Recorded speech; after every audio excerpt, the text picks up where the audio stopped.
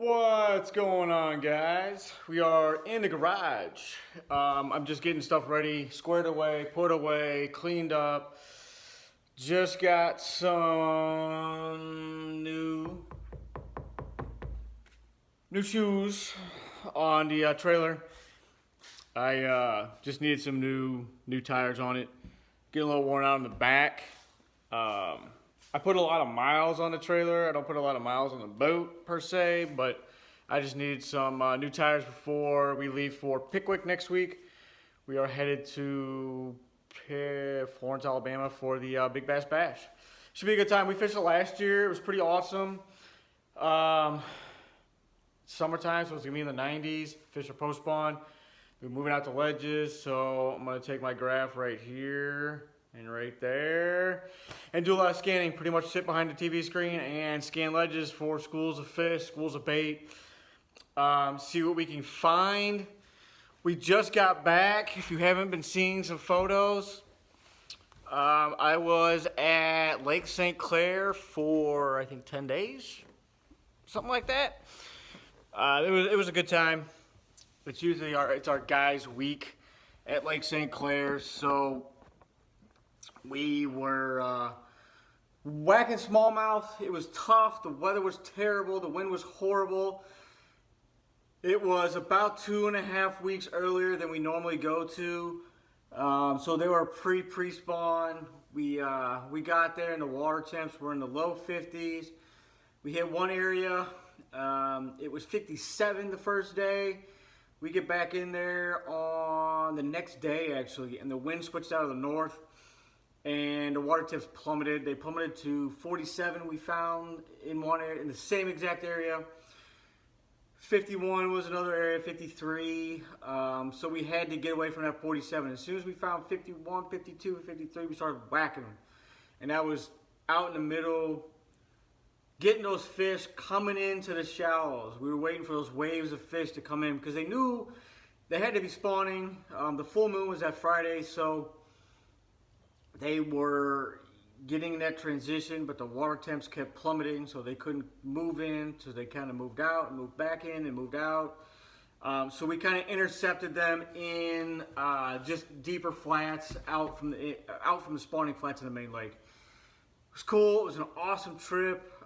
We ended up, I don't know, 35 fish over 4 pounds.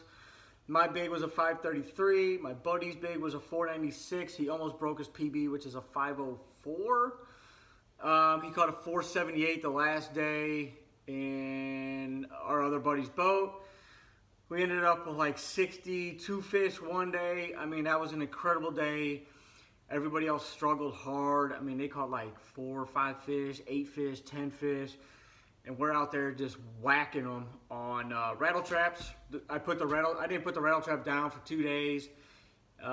Just buzzing that thing on the shallow, warmer flats. It was awesome. It's just a fun bite. I throw my rattle traps on like 6 or 8 pound line. There's nothing really to get hung up on or stuck, or those fish aren't going into rock piles or dock pilings or anything like that. So it made it for a fun day. I caught, I don't know how many fish over 4 pounds. I lost one over 5 or 6. My buddy lost one over his PB. It was 5.5 to 6 pounds or upper 5s. We saw them at the boat. They turned and the rattle traps just pulled out. A lot of times they'd swipe at them, so they'd hook where the jowls are here and hook back here, or hook at the mouth and hook back here, so they wouldn't get the meat in. So when those fish are digging, that rattle trap would pull out and snap out. It was pretty rare, but you know, that 1 or 2 times that happened, it sucked because they were really good fish. Other than that, I mean, we fished. I was up there 9 days, I think, 10 days. I don't know. I was exhausted. We fished 8 to 10 or 12 hours a day, every single day. Didn't matter if it blew 20 or 30 or if it was raining in 30s. You know, you're there to go fishing, so you have to deal with it. I brought plenty of gear. I brought way too many rods. I brought 11 or 12 rods because a lot of times if the smallmouth suck, or if it's too windy, you can go largemouth fishing in the canals or just go to an inland lake or do something like that. But we didn't end up doing any of that, so I brought too many largemouth rods, which is fine. We got plenty of room. We're running 2 houses, so between the 10 of us or 11 of us. So it was cool. It's a beautiful area. We love it every year. It's a great place to go fishing. But I came home, pretty much emptied out everything, pretty much spent a day, day and a half taking everything out of the boat, switching it over from smallmouth into largemouth because I went out like 2 days after I got home. I know I was gone like 10 days. I couldn't get enough, so I went back out, went frogging, and the fish were spawning here, so I couldn't resist. So I swapped from finesse Ned rigs, drop shot tubing, rattle traps to big ass frogs, to flipping, pitching, jigs, to some heavier stuff. I threw the Rapture a ton. So and now we're getting ready for Pickwick. Pickwick's gonna be a grind. I've only been there once. Yeah, and we didn't really fish offshore, so we went to Wilson instead, and we flipped docks and flipped grass, which kind of sucks. It's fun, but you don't catch the big fish. The big fish are in deep water, off ledges and creek channels and all that kind of stuff. So I'm gonna be throwing a big old crankbait, a big old worm, a big old jig, a big old swim bait, a big old rattle trap that I got coming from Dura Realis. The 100 vibe is probably about that big or something, maybe that big, I don't know. It's huge. It's like 1 1/8 ounces or 1 1/4 ounces. So it's gonna be all the big gun stuff. I mean, a big swim baits, all that kind of stuff. 1 ounce jigs.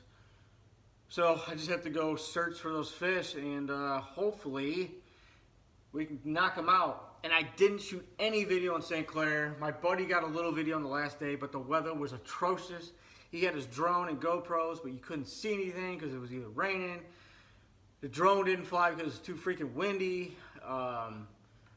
We didn't get out of it. I mean, it was just slapping waves all day. I was exhausted. I ran a trolling motor for my buddies, so pretty much standing up front, getting wet, tired, fighting the wind, the poles, and all that kind of stuff. We just didn't have time to do any kind of real video, which is fine. I mean, I'm up there to have a good time. Not really worry about that. I didn't bring my computer to do editing, any of that kind of stuff. So I didn't really want to mess with it. We get back in at like 5 or 7 o'clock in the evening, go to dinner, come back and pass out or watch hockey or whatever. So it was just a nice, relaxing week away from everything. I didn't even bring my reel stuff there to clean guys' reels. I just didn't bring any of that crap because I just wanted to fish and have a good time with all my buddies. So other than that,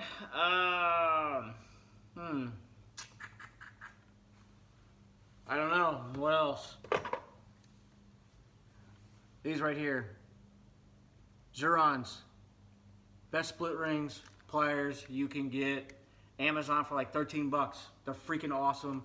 This is my second pair. My other pair's done tens of thousands of split rings. Keeping that one in the boat. Awesome, awesome, awesome. I've had questions about it on Instagram and Facebook and all that kind of stuff, what they are. But those are the Zurons. Great stuff. I think that's really about it. Probably fishing this weekend. It's a holiday weekend. Be safe, guys. The crazy guys that only come out the 1 or 2 times this year. It's the first time they're putting a boat in. I was just at the boat, my boat dealer, getting the tires put on. There's guys getting their boats off of winterization. I'm like, dude, it's freaking June already. My boat's been out since, I don't know, never. You fish all year, so be careful at the ramp. Have your patience. Those guys are they just don't do it year round. Set up a chair or something. Go watch people crash their boats, sink their trucks, whatever they do. Take 45 minutes to put their boat on the trailer. So I'm going to go out. I'm going to go fish. I got some pits to go fish probably. Wife and I might go travel. So we'll talk to you guys later. Smash that thumbs up, guys. Put down below what kind of videos you want to see. Like a how-to, how to rig.